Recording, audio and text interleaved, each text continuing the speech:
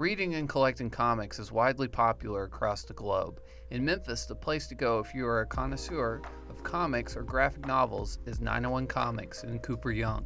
As far as I can remember, I can't ever remember a time when comic books were not in my life. Co-owners Jamie Wright and Shannon Merritt founded the company in 2016, and while Shannon enjoys collecting, he's more fascinated by what is inside the comic. And I'm a reader. If you walk into the store and you find me behind the counter, I'm going to talk to you about what you're into, what do you like, and try to find something that fits that person. But the co-founder was not always in the business of comics. Prior to this, I was a Memphis Police Officer for 13 years, and around 2010, I decided I wanted to open up a comic book store, but couldn't do it all myself. He contacted Jamie, who worked with Stan Lee, the man behind the legendary Marvel Comics. I kind of pinged on a friend of mine who worked with Stan Lee, Jamie Wright, and after about 6 years of bugging him over beers at a Midtown bar, he finally caved and said, let's open up a store. As 901 Comics prospered, Shannon and Jamie saw the room for growth. When we opened up in 2016, our revenue wasn't at where we needed to be yet. So what we did is I started supplementing our income by putting board games in the store. It helped us out a lot, but then I saw an opportunity because it kind of grew and grew and grew and outgrew the shop. So I split off a portion that we took the games out, and I opened up 901 Games in 2019 on Broad Avenue. 901 Games showcases an array of board games and playing card games such as Pokemon and Magic the Gathering. And if you want to know anything about a game, you ask employee Rockwell Carish.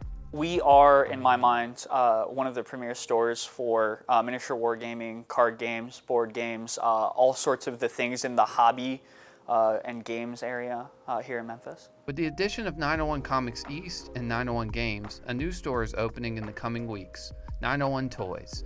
The store will offer a wide selection of older, more nostalgic items and newer collectibles such as Funko Pops and other vinyl figures.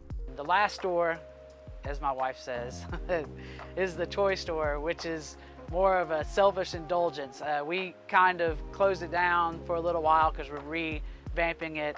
Catering to both the young and the young at heart. I'm really excited about it.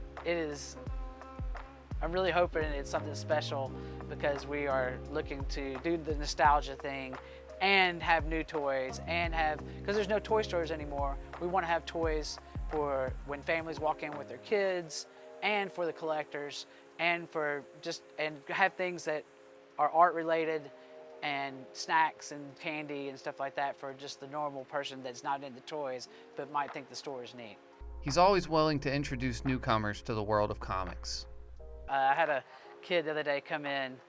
He was about 14 and he was on vacation. They were traveling and his father was really into comics, and they came to the comic book store. Apparently they do what I do, is that every new town they go into, they stop at the comic book store for a break. And they were staying around the corner, and they came in, and the next day, the 14-year-old came back in, and he was trying to figure out something he would want to read.